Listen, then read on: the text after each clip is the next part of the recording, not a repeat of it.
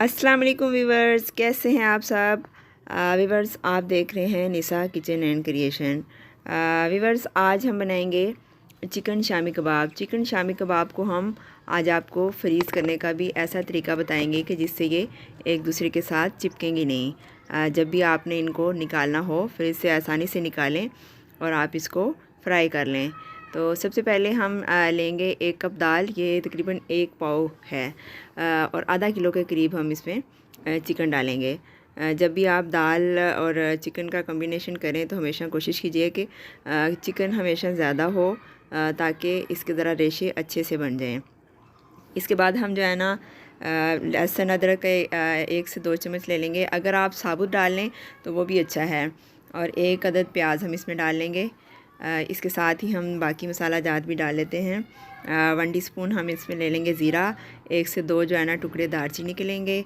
अगर आपके पास साबुत सुरख मिर्च नहीं है तो आप दड़ा मिर्च 1 से 2 चम्मच इस्तेमाल करते हैं। और इसके साथ ही हम जो है ना सूखा धनिया और काली मिर्च ले लेंगे, और नमक, मिर्च, और इसके साथ ही 1 से 2 चुटकी हम हल्दी के डाल लेंगे, या ½ टीस्पून हम इसमें हल्दी जो है ना कलर के लिए डाल लेंगे। 1 से 2 कप आप इसमें पानी डाल लें, और इसको कम से कम 15 मिनट के लिए आप इसको जो है ना सीटी लगवा लें। इसके बाद आप किसी भी बाउल में इसको निकाल लें और इसके जो है ना चिकन के रेशे रेशे कर लें। इसके बाद अगर आपके पास चॉपर है तो आप इसको चॉपर में डालकर अच्छे से चॉप कर लें। और इसमें जो है ना मेरे पास ग्राइंडर था तो मैंने ग्राइंडर यूज़ किया। ग्राइंडर में आप जो है ना पहले दाल डालें, फिर जो है ना पुदीना और थोड़ा सा आप इसमें धनिया डाल लें, और हरी मिर्चें 1 से 2 अदद।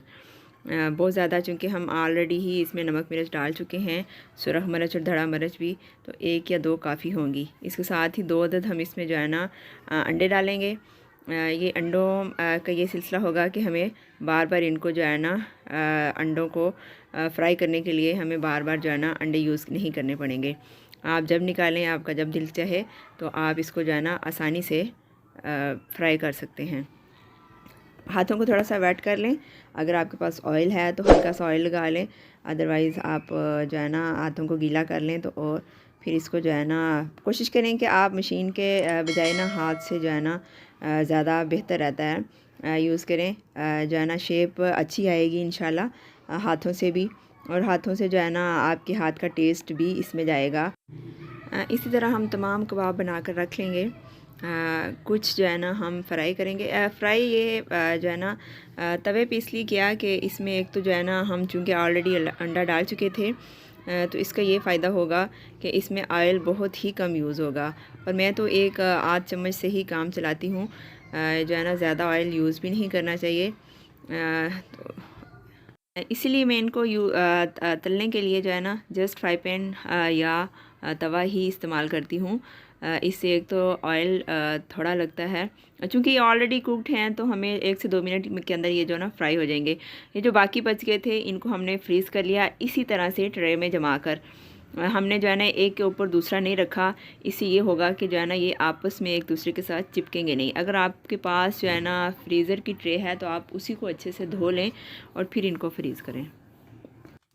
फ्रीज़र की ट्रे में जब आप रखें तो इनको थोड़ा सा वक्फा दे के रखें। अब आप देखें कि ये माशाल्लाह किस हद तक जो है ना फ्रीज़ हो चुकी हैं। ये बिल्कुल सख्त हो गई हुई हैं। तो अब आप इनको दोबारा से किसी एयर टाइट डिब्बे में या एयर टाइट जार में आप इनको रखें।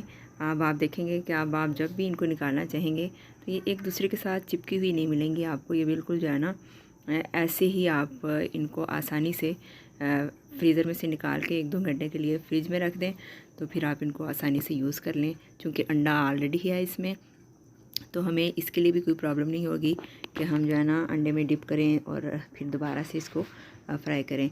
व्यूअर्स, आपको कैसी लगी रेसिपी प्लीज़ सब्सक्राइब करके ज़रूर बताइएगा, और शेयर और लाइक ज़रूर कर दीजिएगा। परवरदिगार तो बिल्कुल वैसा है जैसा मैं चाहती हूँ, मुझे भी वैसा कर दे जैसा तू चाहता है। अल्लाह हाफिज़। Thank you so much.